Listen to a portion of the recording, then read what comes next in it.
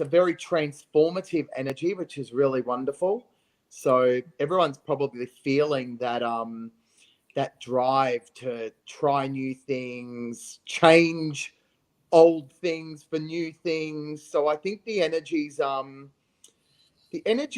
really strong this full moon. Yeah, I'm just wondering if there's what do they call it? Mercury in retrograde, because of all that stuff we just had going on at the same time.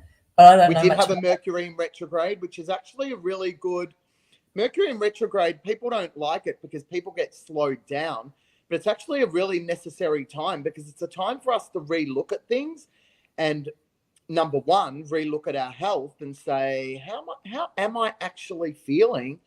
But then it's a good time for you to look back on all your intentions that you set at the start of the year. And it gives you time to relook at them and say, I like the way that's going, but I actually want to fine tune some of my intentions and not do it that way. I've got a bit of time where you've got that little bit of pause time where you can look at things and do them differently if you want, or not do them at all. Choose something else to do.